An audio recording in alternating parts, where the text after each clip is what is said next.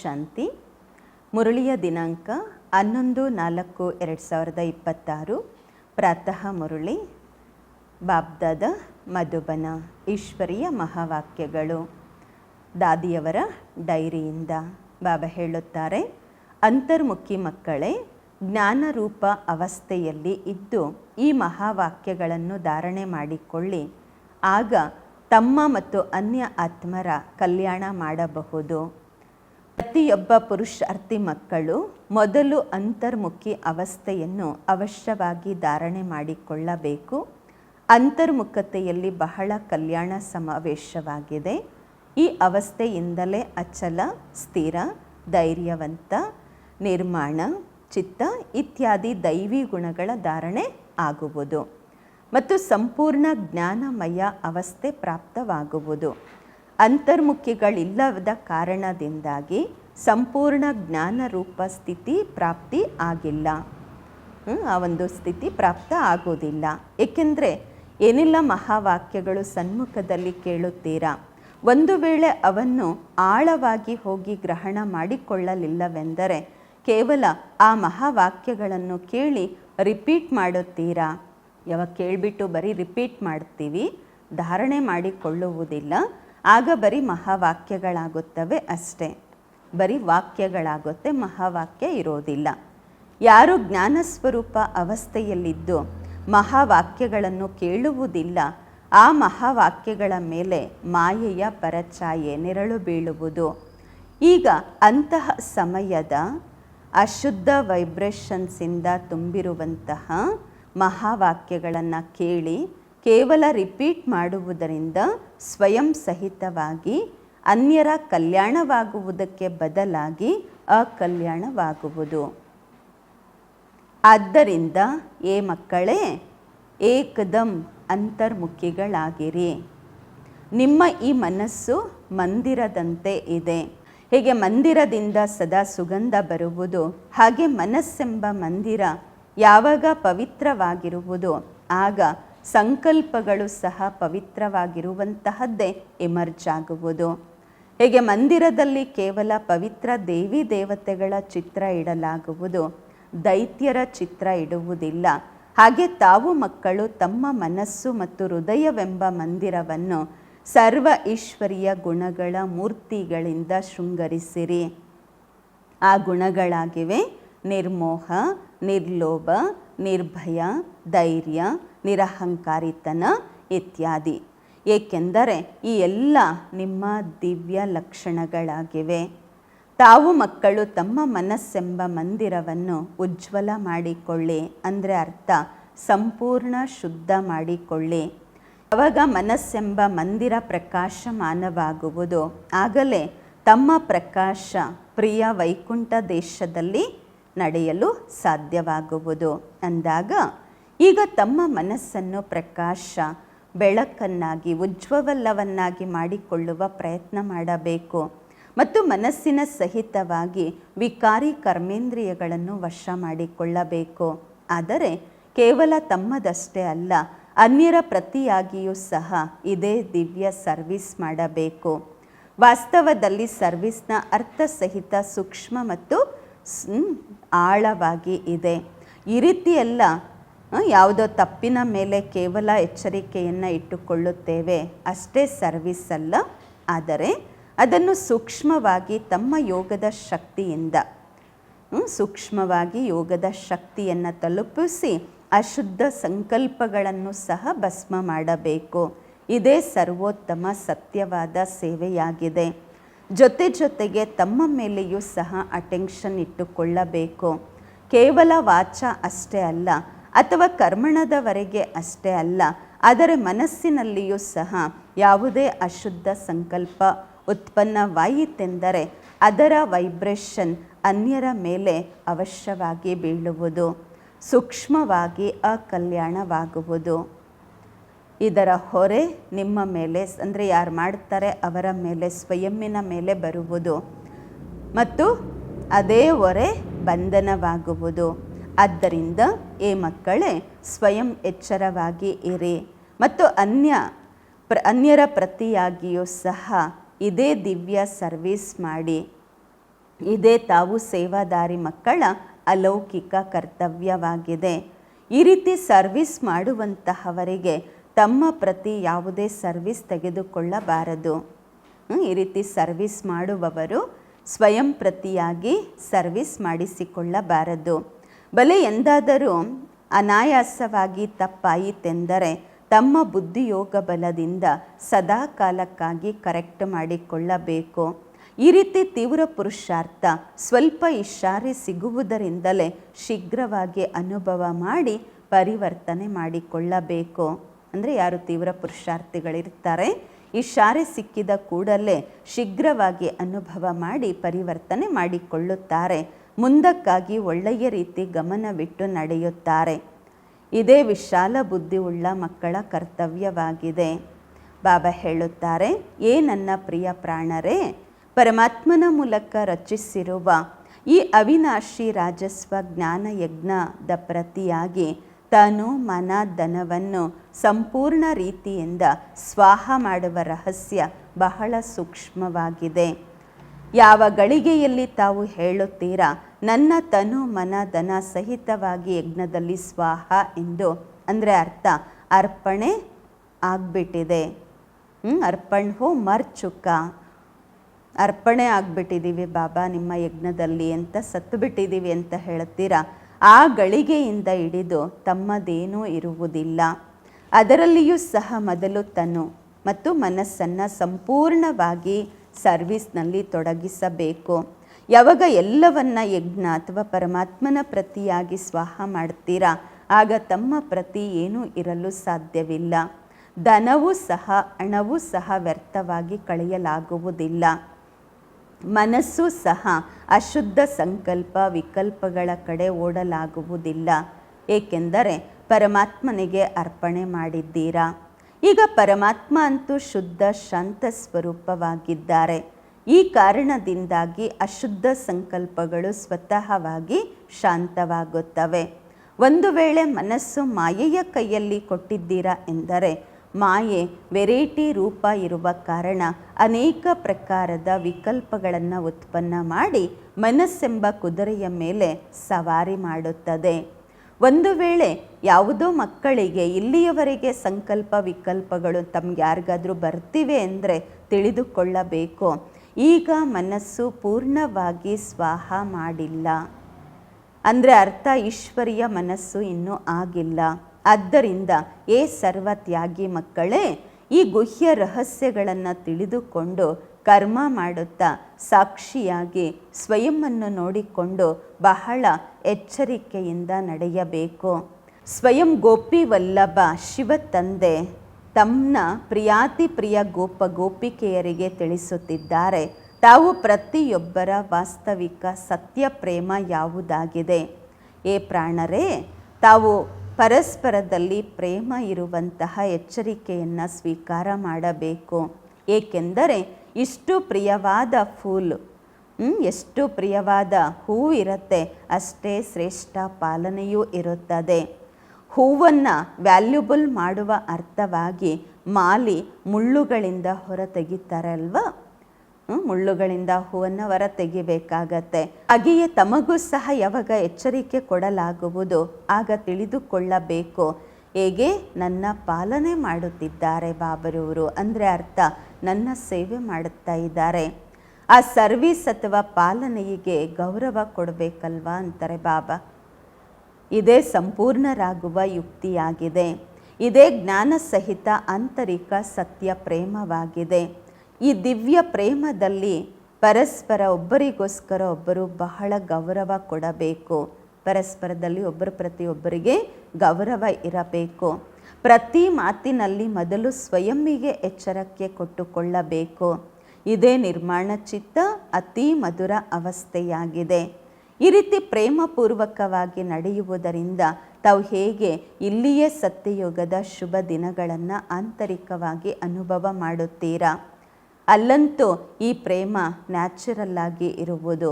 ಆದರೆ ಈ ಸಂಗಮದ ಮಧುರ ಸಮಯದಲ್ಲಿ ಪರಸ್ಪರದಲ್ಲಿ ಸರ್ವಿಸ್ ಮಾಡುವ ಅತಿ ಮಧುರ ರಮಣೀಕ ಪ್ರೇಮ ಇದಾಗಿದೆ. ಇದೇ ಶುದ್ಧ ಪ್ರೇಮ ಜಗತ್ತಿನಲ್ಲಿ ಗಾಯನವಾಗಿರುವಂತಹದ್ದು. ತಾವು ಪ್ರತಿಯೊಬ್ಬರು ಚೈತನ್ಯ ಹೂಗಳು ಸದಾ ಹರ್ಷಿತ ಮುಖವಾಗಿ ಇರಬೇಕು. ಏಕೆಂದರೆ ನಿಶ್ಚಯ ಬುದ್ಧಿ ಉಳ್ಳ ಕಾರಣದಿಂದಾಗಿ ನಿಮ್ಮ ನರನಾಡಿಗಳಲ್ಲಿ ಸಂಪೂರ್ಣ ಈಶ್ವರೀಯ ಶಕ್ತಿ ಸಮಾವೇಶವಾಗಿದೆ. ಈ ರೀತಿ ಆಕರ್ಷಣೆ ಶಕ್ತಿ ತಮ್ಮ ದಿವ್ಯ ಚಮತ್ಕಾರ ಅವಶ್ಯವಾಗಿ ಹೊರಬರುತ್ತದೆ.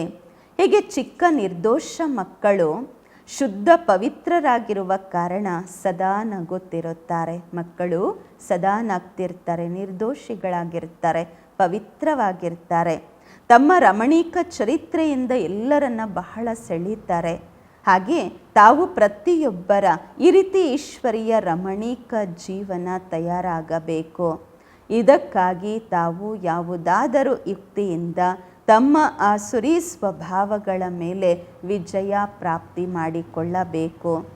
ಯಾವಾಗ ಯಾರನ್ನೇ ನೋಡುತ್ತೀರಾ ಈ ಕ್ರೋಧ ವಿಕಾರಕ್ಕೆ ಇವರು ವಶವಾಗಿ ನಮ್ಮ ಸನ್ಮುಖದಲ್ಲಿ ಬಂದಿದ್ದಾರೆ ಅಂತ ಯಾವಾಗ ಗೊತ್ತಾಗತ್ತೆ, ಅವರ ಸನ್ಮುಖದಲ್ಲಿ ಜ್ಞಾನ ರೂಪವಾಗಿ ಬಾಲ್ಯತನದ ಮಧುರ ರೀತಿಯಿಂದ ಮುಗುಳ್ನಗುತ್ತಾ ಇರಿ. ಆಗ ಅವರು ಸಹ ಶಾಂತರು ಆಗ್ಬಿಡ್ತಾರೆ, ಸ್ವಯಂ ಶಾಂತ ಚಿತ್ತರಾಗುತ್ತಾರೆ. ಅಂದರೆ ಅರ್ಥ ವಿಸ್ಮೃತಿ ಸ್ವರೂಪದಿಂದ ಸ್ಮೃತಿಯಲ್ಲಿ ಬರುತ್ತಾರೆ. ಬಲೆ ಅವರಿಗೆ ಗೊತ್ತೇ ಆಗಿರುವುದಿಲ್ಲ, ಆದರೆ ಸೂಕ್ಷ್ಮ ರೀತಿಯಿಂದ ಅವರ ಮೇಲೆ ವಿಜಯ ಪಡೆದು ಮಾಲೀಕರಾಗುತ್ತೀರಾ. ಇದೇ ಮಾಲೀಕ ಮತ್ತು ಬಾಲಕತನದ ಸರ್ವೋಚ್ಚ ಶಿರೋಮಣಿಯ ವಿಧಿಯಾಗಿದೆ.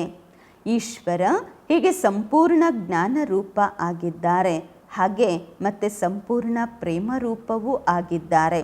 ಈಶ್ವರನಲ್ಲಿ ಎರಡೂ ಕ್ವಾಲಿಟೀಸು ಸಮಾವೇಶವಾಗಿವೆ. ಆದರೆ ಫಸ್ಟು ಜ್ಞಾನ, ಸೆಕೆಂಡ್ ಪ್ರೇಮ. ಒಂದು ವೇಳೆ ಯಾರಾದರೂ ಮೊದಲು ಜ್ಞಾನ ರೂಪವಾಗದೆ ಕೇವಲ ಪ್ರೇಮ ರೂಪವಾದರೆ ಆ ಒಂದು ಪ್ರೇಮ ಅಶುದ್ಧ ಖಾತೆಯಲ್ಲಿ ತೆಗೆದುಕೊಂಡು ಹೋಗುತ್ತದೆ. ಆದ್ದರಿಂದ ಪ್ರೇಮವನ್ನು ಮರ್ಜ್ ಮಾಡಿ ಮೊದಲು ಜ್ಞಾನ ರೂಪವಾಗಿ ಭಿನ್ನ ಭಿನ್ನ ರೂಪಗಳಲ್ಲಿ ಬಂದಿರುವ ಮಾಯೆಯ ಮೇಲೆ ವಿಜಯ ಪಡೆದು ನಂತರ ಪ್ರೇಮ ರೂಪ ಆಗಬೇಕು. ಒಂದು ವೇಳೆ ಜ್ಞಾನವಿಲ್ಲದೆ ಪ್ರೇಮದಲ್ಲಿ ಬಂದರೆ ಎಲ್ಲಾದರೂ ವಿಚಲಿತರು ಆಗುತ್ತೀರಾ. ಹೇಗೆ ಒಂದು ವೇಳೆ ಯಾರಾದರೂ ಜ್ಞಾನರೂಪವಾಗದೆ ಧ್ಯಾನದಲ್ಲಿ ಹೋಗುತ್ತಾರೆಂದರೆ ಕೆಲವೊಮ್ಮೆ ಮಾಯೆಯಲ್ಲಿ ಸಿಕ್ಕಿಕೊಳ್ಳುತ್ತಾರೆ. ಆದ್ದರಿಂದ ಬಾಬಾ ಹೇಳುತ್ತಾರೆ, ಮಕ್ಕಳೇ, ಧ್ಯಾನವೂ ಸಹ ಒಂದು ಸೂಕ್ಷ್ಮವಾಗಿರುವ ಪಂಜರವಾಗಿದೆ. ಆದರೆ ಜ್ಞಾನರೂಪವಾಗಿ ನಂತರ ಧ್ಯಾನದಲ್ಲಿ ಹೋಗುವುದರಿಂದ ಅತಿ ಮೋಜಿನ ಅನುಭವವಾಗುವುದು. ಮೊದಲು ಜ್ಞಾನ, ಅನಂತರ ಧ್ಯಾನ. ಜ್ಞಾನಿಷ್ಠ ಅವಸ್ಥೆಗಿಂತ ಜ್ಞಾನಿಷ್ಠ ಅವಸ್ಥೆ ಶ್ರೇಷ್ಠವಾಗಿದೆ. ಆದ್ದರಿಂದ ಏ ಮಕ್ಕಳೇ, ಮೊದಲು ಜ್ಞಾನ ರೂಪವಾಗಿ ಅನಂತರ ಪ್ರೇಮವನ್ನು ಇಮರ್ಜ್ ಮಾಡಿಕೊಳ್ಳಿ. ಜ್ಞಾನವಿಲ್ಲದೆ ಪ್ರೇಮ ಈ ಪುರುಷಾರ್ಥಿ ಜೀವನದಲ್ಲಿ ವಿಘ್ನವಾಗುವುದು, ವಿಘ್ನಗಳನ್ನು ಹಾಕುತ್ತದೆ. ಸಾಕ್ಷಿತನದ ಅವಸ್ಥೆ ಅತಿ ಮಧುರವಾಗಿದೆ, ರಮಣೀಕ ಮತ್ತು ಸುಂದರವಾಗಿದೆ. ಈ ಅವಸ್ಥೆಯಲ್ಲಿಯೇ ಮುಂದಿನ ಜೀವನಕ್ಕೆ ಪೂರ್ತಿ ಆಧಾರವಾಗಿದೆ. ಹೇಗೆ ಕೆಲವರ ಬಳಿ ಕೆಲವು ಶಾರೀರಿಕ ಲೆಕ್ಕಾಚಾರ ಬರುತ್ತೆ, ಅಂದರೆ ಕಾಯಿಲೆಗಳ ರೂಪದಲ್ಲಿ ಬರುತ್ತೆ. ಆ ಸಮಯದಲ್ಲಿ ಒಂದು ವೇಳೆ ಅವರು ಸಾಕ್ಷಿ ಸುಖರೂಪ ಅವಸ್ಥೆಯಲ್ಲಿ ಉಪಸ್ಥಿತರಾದರೆ ಆ ಭೋಗಿಸುವಂತಹದ್ದೇನಿರುತ್ತೆ ಕಾಯಿಲೆ, ಅದು ಹಳೆಯ ಕರ್ಮಗಳನ್ನು ಭೋಗಿಸಿ ಚುಕ್ತ ಮಾಡಿಕೊಳ್ಬೇಕು. ಆದರೆ ಜೊತೆಗೆ ಭವಿಷ್ಯಕ್ಕೋಸ್ಕರ ಸುಖದ ಲೆಕ್ಕಾಚಾರವೂ ತಯಾರಾಗುವುದು. ಅಂದಾಗ ಈ ಸಾಕ್ಷಿತನದ ಸುಖದ ರೂಪ ಅವಸ್ಥೆ ಹಳೆಯ ಮತ್ತು ಭವಿಷ್ಯ ಎರಡರ ಜೊತೆ ಕನೆಕ್ಷನ್ ಇಡುತ್ತದೆ, ಸಂಬಂಧವಿರುವುದು. ಅಂದಾಗ ಈ ರಹಸ್ಯವನ್ನು ತಿಳಿದುಕೊಳ್ಳುವುದರಿಂದ ಯಾರು ಈ ರೀತಿ ಹೇಳುವುದಿಲ್ಲ, ನನ್ನ ಶುಭ ಸಮಯ ಕೇವಲ ಚುಕ್ತ ಮಾಡುವುದರಲ್ಲೇ ತೊಡಗಿಬಿಡುತ್ತಲ್ವಾ, ಹೊರಟೋಯ್ತಲ್ವಾ ಅಂತ ಹೇಳೋದಿಲ್ಲ. ಬಾಬಾ ಹೇಳ್ತಾರೆ, ಇದೇ ಶುಭ ಸಮಯ ಪುರುಷಾರ್ಥದ ಸಮಯವಾಗಿದೆ. ಲೆಕ್ಕಾಚಾರ ಚುಕ್ತ ಮಾಡುವಂತಹ ಅಂದರೆ ಕಾಯಿಲೆಗಳ ಸಮಯವೇ ಒಂದು ಲೆಕ್ಕಾಚಾರ ಚುಕ್ತ ಆಗತ್ತೆ, ಮತ್ತೊಂದು ಭವಿಷ್ಯದ ತಯಾರಿ ಪುರುಷಾರ್ಥದ ಸಮಯವೂ ಕೂಡ ಅದಾಗಿರುತ್ತೆ. ಆ ಸಮಯದಲ್ಲಿ ಎರಡೂ ಕಾರ್ಯಗಳು ಸಂಪೂರ್ಣ ರೀತಿಯಿಂದ ಸಿದ್ಧಿ ಆಗುತ್ತವೆ. ಈ ರೀತಿ ಎರಡೂ ಕಾರ್ಯಗಳನ್ನು ಸಿದ್ಧ ಮಾಡುವಂತಹ ತೀವ್ರ ಪುರುಷಾರ್ಥಿಗಳೇ ಅತೀಂದ್ರಿಯ ಸುಖ ಮತ್ತು ಆನಂದದ ಅನುಭವದಲ್ಲಿ ಇರುತ್ತಾರೆ. ಈ ವೆರೈಟಿ ವಿರಾಟ ಡ್ರಾಮದ ಪ್ರತಿಯೊಂದು ಮಾತಿನಲ್ಲಿ ತಾವು ಮಕ್ಕಳಿಗೆ ಸಂಪೂರ್ಣ ನಿಶ್ಚಯವಿರಬೇಕು. ಏಕೆಂದರೆ ಇದು ಮಾಡಲ್ಪಟ್ಟ ಡ್ರಾಮಾ ಬಿಲ್ಕುಲ್ ಪ್ರಾಮಾಣಿಕವಾಗಿದೆ. ನೋಡಿ, ಡ್ರಾಮಾ ಪ್ರತಿಯೊಂದು ಜೀವ ಪ್ರಾಣಿಯಿಂದ ಆ ಪೂರ್ತಿ ಪಾತ್ರ ಒಳ್ಳೆಯ ರೀತಿ ಅಭಿನಯಿಸ್ಲಿಕ್ಕೆ ಬಿಟ್ಟಿದೆ ಅಲ್ವಾ. ಒಂದೊಂದು ಜೀವ ಪ್ರಾಣಿ ಪೂರ್ತಿಯಾಗಿ ಪಾತ್ರ ಅಭಿನಯಿಸ್ತಾ ಇದೆ. ಭಲೆ ಕೆಲವು ತಪ್ಪಿರಬಹುದು, ಆದರೆ ಆ ತಪ್ಪು ಪಾತ್ರವನ್ನು ಕೂಡ ಪೂರ್ಣ ರೀತಿಯಿಂದ ಅಭಿನಯಿಸ್ತಾ ಇದ್ದಾರೆ. ಮನುಷ್ಯರೇ ಇರಲಿ, ಪ್ರಾಣಿಗಳೇ ಇರಲಿ, ತಪ್ಪೇ ಇರ್ಬೋದು ಪಾತ್ರ, ಆದರೆ ಪೂರ್ತಿಯಾಗಿ ಅಭಿನಯಿಸ್ತಾ ಇದ್ದಾರಲ್ವಾ. ಇದು ಸಹ ಡ್ರಾಮಾದಲ್ಲಿ ನಿಗದಿಯಾಗಿದೆ. ಯಾವಾಗ ಸರಿ ಮತ್ತು ತಪ್ಪು ಎರಡೂ ಪ್ಲ್ಯಾನಲ್ಲಿ ಫಿಕ್ಸ್ ಆಗಿದೆ ಅಂದಾಗ ಮತ್ತೆ ಯಾವ ಮಾತಿನಲ್ಲಿ ಸಂಶಯ ಬರಬೇಕು? ಈ ಜ್ಞಾನ, ಇದು ಜ್ಞಾನ ಅಲ್ಲ, ಸಂಶಯ ಬಂತು ಅಂದರೆ. ಏಕೆಂದರೆ ಪ್ರತಿಯೊಬ್ಬ ಪಾತ್ರಧಾರಿ ತಮ್ಮ ತಮ್ಮ ಪಾತ್ರವನ್ನು ಅಭಿನಯಿಸುತ್ತಿದ್ದಾರೆ. ಹೀಗೆ ಸಿನಿಮಾದಲ್ಲಿ ಅನೇಕ ಭಿನ್ನ ಭಿನ್ನ ಹೆಸರು ರೂಪಧಾರಿ ಪಾತ್ರಗಳು ತಮ್ಮ ತಮ್ಮ ಪಾತ್ರ ಮಾಡುತ್ತಾ ಇರುತ್ತಾರೆ. ಅಂದಾಗ ಅವರನ್ನು ನೋಡಿ ಅವ್ರ ಜೊತೆಯಲ್ಲಿ ತಿರಸ್ಕಾರ ಬರುತ್ತಾ, ಹರ್ಷಿತರಾಗ್ತಾರಾ? ಆ ರೀತಿ ಆಗೋದಿಲ್ಲ ಅಲ್ವಾ. ಪಾತ್ರ ಮಾಡ್ತಿದ್ದಾರೆ, ಡ್ರಾಮಾ ಫಿಲಮ್ ಸ್ವಲ್ಪ ಸಮಯಕ್ಕೆ ನೋಡ್ತೀವಿ, ಮುಗಿಯತ್ತೆ, ಅಷ್ಟೇ ಇರುತ್ತೆ. ಯಾರ ಜೊತೆ ತಿರಸ್ಕಾರನೂ ಬರೋದಿಲ್ಲ, ಅಯ್ಯೋ ಚೆನ್ನಾಗಾಯಿತು ಅಂತಲೂ ಅನಿಸೋದಿಲ್ಲ. ಗೊತ್ತಿರುತ್ತೆ ಇದು ಒಂದು ಆಟ. ಇದರಲ್ಲಿ ಪ್ರತಿಯೊಬ್ಬರದ್ದು ತಮ್ಮ ತಮ್ಮ ಕೆಟ್ಟ ಮತ್ತು ಒಳ್ಳೆಯ ಪಾತ್ರ ಇವರಿಗೆ ಸಿಕ್ಕಿದೆ, ಆ ಪಾತ್ರ ಮಾಡಿದ್ದಾರೆ ಅಷ್ಟೇ. ಹಾಗೆಯೇ ಈ ಅನಾದಿ ಮಾಡಲ್ಪಟ್ಟ ಸಿನಿಮಾವನ್ನು ಕೂಡ ಸಾಕ್ಷಿಯಾಗಿ ಏಕರಸ ಅವಸ್ಥೆಯಿಂದ ಹರ್ಷಿತ ಮುಖರಾಗಿ ನೋಡುತ್ತಾ ಇರಬೇಕು. ಸಂಘಟನೆಯಲ್ಲಿ ಈ ಪಾಯಿಂಟ್ಸನ್ನು ಒಳ್ಳೆಯ ರೀತಿ ಧಾರಣೆ ಮಾಡಿಕೊಳ್ಳಬೇಕು. ಅನ್ಯರಿಗೂ ಈಶ್ವರಿಯ ರೂಪದಿಂದ ನೋಡಬೇಕು, ಪರಸ್ಪರದಲ್ಲಿ ಈಶ್ವರಿಯ ರೂಪದಲ್ಲಿ ನೋಡಬೇಕು. ಅನುಭವದ ಜ್ಞಾನವನ್ನು ತೆಗೆದುಕೊಳ್ಳುತ್ತಾ ಸರ್ವ ಈಶ್ವರಿಯ ಗುಣಗಳನ್ನು ಧಾರಣೆ ಮಾಡಿಕೊಳ್ಳಬೇಕು. ತಮ್ಮ ಲಕ್ಷ್ಯ ಸ್ವರೂಪದ ಸ್ಮೃತಿಯಿಂದ ಶಾಂತ ಚಿತ್ತ, ನಿರ್ಮಾಣ ಚಿತ್ತ, ಧೈರ್ಯವತ್ತ, ಮಧುರತೆ, ಶೀತಲತೆ ಇತ್ಯಾದಿ ಸರ್ವ ದೈವಿ ಗುಣಗಳನ್ನು ಇಮರ್ಜ್ ಮಾಡಿಕೊಳ್ಳಬೇಕು. ಧೈರ್ಯವಂತ ಅವಸ್ಥೆಯನ್ನು ಧಾರಣೆ ಮಾಡಿಕೊಳ್ಳಲು ಮುಖ್ಯ ತಳಪಾಯವಾಗಿದೆ ವೇಟ್ ಅಂಡ್ ಸಿ, ಕಾದು ನೋಡಿ. ನನ್ನ ಪ್ರಿಯ ಮಕ್ಕಳೇ, ಕಾಯಿರಿ ಅಂದರೆ ಅರ್ಥ ಧೈರ್ಯ ಇಟ್ಟುಕೊಳ್ಳಿ. ಸಿ ಅಂದರೆ ಅರ್ಥ ನೋಡಬೇಕು, ಧೈರ್ಯ ಇಟ್ಟು ಕಾದು ನೋಡಿ. ತಮ್ಮ ಮನಸ್ಸಿನ ಆಂತರಿಕದಲ್ಲಿ ಮೊದಲು ಧೈರ್ಯದ ಗುಣವನ್ನು ಧಾರಣೆ ಮಾಡಿಕೊಳ್ಳಿ. ಅದರ ನಂತರ ಹೊರಗಿನ ವಿರಾಟ ಡ್ರಾಮವನ್ನು ಸಾಕ್ಷಿಯಾಗಿ ನೋಡಿ. ಎಲ್ಲಿಯವರೆಗೆ ಯಾವುದೇ ರಹಸ್ಯ ಕೇಳುವ ಸಮಯದಲ್ಲಿ ಸಮೀಪ ಬರುವ ತನಕ ಧೈರ್ಯವಾದ ಗುಣವನ್ನು ಧಾರಣೆ ಮಾಡಿಕೊಳ್ಳಿ. ಸಮಯ ಬಂದಾಗ ಆ ಧೈರ್ಯದ ಗುಣದಿಂದ ರಹಸ್ಯ ಕೇಳುವುದರಲ್ಲಿ ಎಂದಿಗೂ ವಿಚಲಿತರಾಗುವುದಿಲ್ಲ. ಆದ್ದರಿಂದ ಪುರುಷಾರ್ಥಿ ಪ್ರಾಣರೇ, ಬಾಬಾ ನನ್ನ ಪ್ರಾಣ ಅಂತಾರೆ, ಸ್ವಲ್ಪ ಕಾಯಿರಿ, ಮುಂದುವರೆದು ರಹಸ್ಯವನ್ನು ನೋಡ್ತಾ ನಡೆಯಿರಿ. ಇದೇ ಧೈರ್ಯ ಸ್ಥಿತಿ ಪೂರ್ತಿ ಕರ್ತವ್ಯ ಸಂಪೂರ್ಣ ರೀತಿಯಿಂದ ಸಿದ್ಧ ಮಾಡುತ್ತದೆ. ಈ ಗುಣ ನಿಶ್ಚಯದ ಜೊತೆ ಬಂಧಿತವಾಗಿದೆ. ಈ ರೀತಿ ನಿಶ್ಚಯ ಬುದ್ಧಿ ಉಳ್ಳವರು ಸಾಕ್ಷಿ ದೃಷ್ಟ ಆಗಿ ಪ್ರತಿ ಆಟವನ್ನು ಹರ್ಷಿತ ಮುಖದಿಂದ ನೋಡುತ್ತಾ ಆಂತರಿಕ ಧೈರ್ಯ ಮತ್ತು ಅಡೋಲ ಸ್ಥಿತಿಯನ್ನು ಇಟ್ಟುಕೊಂಡಿರುತ್ತಾರೆ.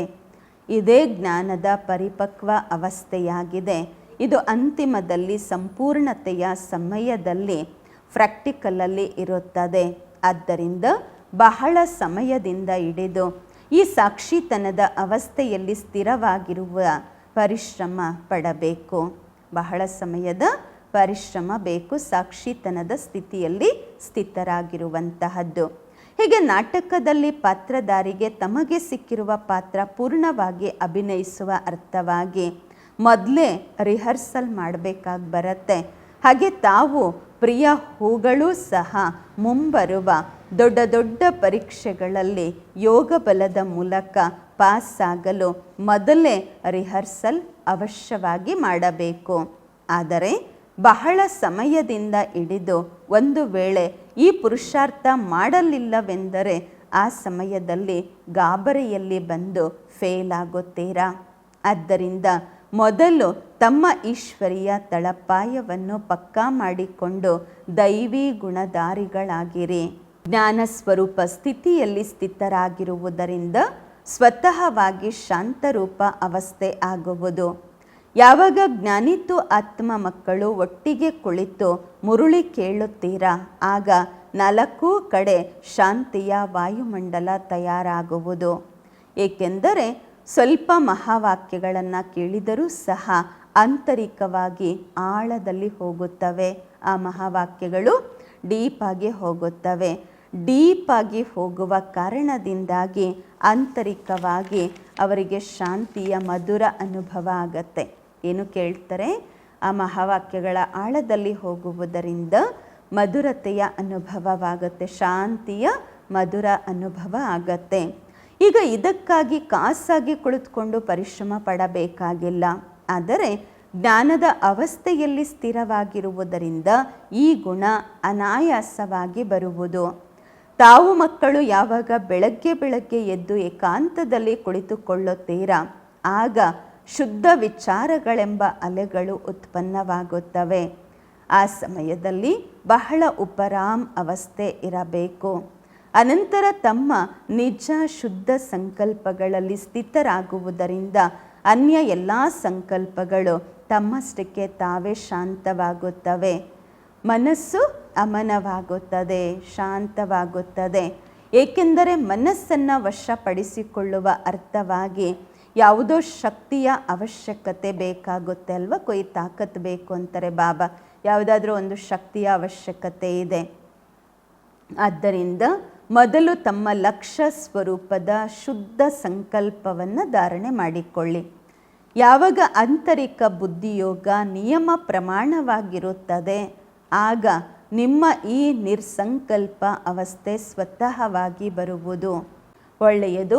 ಮಧುರಾತಿ ಮಧುರ ಜ್ಞಾನ ಪುಷ್ಪಗಳು, ಜ್ಞಾನ ನಕ್ಷತ್ರಗಳ ಪ್ರತಿಯಾಗಿ ನೆನಪು, ಪ್ರೀತಿ, ಬೆಳಗಿನ ವಂದನೆಗಳು ಹಾಗೂ ನಮಸ್ಕಾರಗಳು. ನಾವು ಆತ್ಮಿಕ ಮಕ್ಕಳಿಂದ ಆತ್ಮಿಕ ಮಾತ್ಪಿತಾ ಬಾಪ್ ದಾದಾರವರಿಗೆ ನೆನಪು, ಪ್ರೀತಿ, ಬೆಳಗಿನ ವಂದನೆಗಳು ಹಾಗೂ ನಮಸ್ಕಾರಗಳು. ಧಾರಣೆಗಾಗಿ ಮುಖ್ಯ ಸಾರ. ಫಸ್ಟ್ ಪಾಯಿಂಟು, ತಮ್ಮ ಲಕ್ಷ್ಯ ಸ್ವರೂಪದ ಸ್ಮೃತಿಯಿಂದ ಶಾಂತ ಚಿತ್ತ, ನಿರ್ಮಾಣ ಚಿತ್ತ, ಧೈರ್ಯವತ್ತ, ಮಧುರತೆ, ಶೀತಲತೆ ಈ ಎಲ್ಲ ಸರ್ವ ದೈವಿ ಗುಣಗಳನ್ನು ಧಾರಣೆ ಮಾಡಿಕೊಳ್ಳಬೇಕು. 2ನೇ ಪಾಯಿಂಟು, ನಿಶ್ಚಯ ಬುದ್ಧಿ ಸಾಕ್ಷಿ ದೃಷ್ಟ ಆಗಿ ಈ ಆಟವನ್ನು ಹರ್ಷಿತ ಮುಖದಿಂದ ನೋಡುತ್ತಾ ಆಂತರಿಕ ಧೈರ್ಯ ಮತ್ತು ಅಡೋಲ ಚಿತ್ತರಾಗಿ ಇರಬೇಕು. ಬಹಳ ಸಮಯದಿಂದ ಹಿಡಿದು ಈ ಸಾಕ್ಷಿತನದ ಅವಸ್ಥೆಯಲ್ಲಿ ಸ್ಥಿತರಾಗಿರುವ ಪುರುಷಾರ್ಥ ಮಾಡಬೇಕು. ವರದಾನ: ಒಂದೇ ಮಾರ್ಗ, ಒಂದೇ ಸಂಬಂಧ ಇಟ್ಟುಕೊಳ್ಳುವಂತಹ ಸಂಪೂರ್ಣ ಫರಿಷ್ಠ ಆಗಿರಿ. ಒಂದೇ ದಾರಿ ಮತ್ತು ಒಬ್ಬರ ಜೊತೆಯಲ್ಲೇ ಸಂಬಂಧ ಇಟ್ಟುಕೊಳ್ಳುವಂತಹ ಸಂಪೂರ್ಣ ಸೂಕ್ಷ್ಮ ದೇವತೆ ಆಗಿರಿ. ವರದಾನದ ವಿಶ್ಲೇಷಣೆ: ನಿರಾಕಾರ ಮತ್ತು ಸಾಕಾರ ರೂಪದಿಂದ ಬುದ್ಧಿಯ ಸಂಘ ಮತ್ತು ಸಂಬಂಧ ಒಬ್ಬ ಬಾಬಾರವರ ಜೊತೆ ಪಕ್ಕಾ ಆದಾಗ ಫರಿಷ್ಠೆ ಆಗುತ್ತೀರಾ. ಯಾರ ಸರ್ವ ಸಂಬಂಧ, ಸರ್ವ ರಿಷ್ತೆ ಒಬ್ಬ ಬಾಬನ ಜೊತೆಗಿರತ್ತೆ, ಅವರೇ ಸದಾ ಫರಿಷ್ಠೆಗಳು. ಹೀಗೆ ಸರ್ಕಾರದ ಮಾರ್ಗದಲ್ಲಿ ಬೋರ್ಡ್ ಹಾಕಿರ್ತಾರೆ, ಈ ಮಾರ್ಗ ಬ್ಲಾಕ್ ಆಗಿದೆ ಎಂದು. ಹಾಗೆ ಎಲ್ಲ ಮಾರ್ಗಗಳನ್ನು ಬ್ಲಾಕ್ ಮಾಡಿಕೊಳ್ಳಿ, ಬಂದ್ ಮಾಡಿಕೊಳ್ಳಿ. ಆಗ ಬುದ್ಧಿಯ ಅಲೆದಾಟ ನಿಂತು ಹೋಗುವುದು. ಬುದ್ಧಿಯ ಅಲೆದಾಟದಿಂದ ಮುಕ್ತರಾಗುತ್ತೀರಾ. ಬಾಬ್ದಾದರವರ ಆಜ್ಞೆ ಇದೇ ಆಗಿದೆ, ಮೊದಲು ಎಲ್ಲ ಮಾರ್ಗಗಳನ್ನು ಬಂದ್ ಮಾಡಿ. ಇದರಿಂದ ಸಹಜವಾಗಿ ಫರಿಷ್ಠೆ ಆಗುತ್ತೀರಾ. ಸ್ಲೋಗನ್: ಸದಾ ಸೇವೆಯ ಉಮಂಗ ಉತ್ಸಾಹದಲ್ಲಿ ಇರುವುದೇ ಮಾಯೆಯಿಂದ ಸುರಕ್ಷಿತವಾಗಿರುವ ಸಾಧನವಾಗಿದೆ. ಸದಾ ಸೇವೆಯ ಉಮಂಗ ಉತ್ಸಾಹದಲ್ಲಿರುವುದೇ ಮಾಯೆಯಿಂದ ಸುರಕ್ಷಿತವಾಗಿರುವ ಸಾಧನವಾಗಿದೆ. ಅವ್ಯಕ್ತ ಇಶಾರೆ: ಮಹಾನರಾಗಲು ಮಧುರತೆ ಮತ್ತು ನಮ್ರತೆಯ ಗುಣವನ್ನು ಧಾರಣೆ ಮಾಡಿಕೊಳ್ಳಿ. ನಿಮ್ಮ ಮಾತು ಮತ್ತು ಸ್ವರೂಪ ಎರಡೂ ಜೊತೆಯಲ್ಲಿರಬೇಕು. ಮಾತು ಸ್ಪಷ್ಟವಾಗಿ ಇರಬೇಕು, ಅದರಲ್ಲಿ ಸ್ನೇಹವೂ ಇರಬೇಕು, ನಮ್ರತೆ ಮತ್ತು ಮಧುರತೆಯೂ ಇರಬೇಕು, ಸತ್ಯತೆಯೂ ಇರಬೇಕು, ಆದರೆ ಸ್ವರೂಪ ನಮ್ರತೆಯದಿರಬೇಕು. ಈ ರೂಪದಿಂದ ಬಾಬಾರವರನ್ನು ಪ್ರತ್ಯಕ್ಷ ಮಾಡಬಹುದು. ನಿರ್ಭಯರಾಗಿರಿ, ಆದರೆ ಮಾತು ಮರ್ಯಾದೆಯ ಒಳಗಿರಲಿ. ಯಾವಾಗ ಈ ಎರಡೂ ಮಾತುಗಳ ಬ್ಯಾಲೆನ್ಸ್ ಇರುತ್ತೆ, ಆಗ ಕಮಾಲ್ ಕಂಡುಬರುತ್ತದೆ. ನಂತರ ನಿಮ್ಮ ಶಬ್ದಗಳು ಕಠಿಣ ಅನಿಸುವುದಿಲ್ಲ, ಮಧುರ ಅನಿಸುತ್ತವೆ. ಓಂ ಶಾಂತಿ.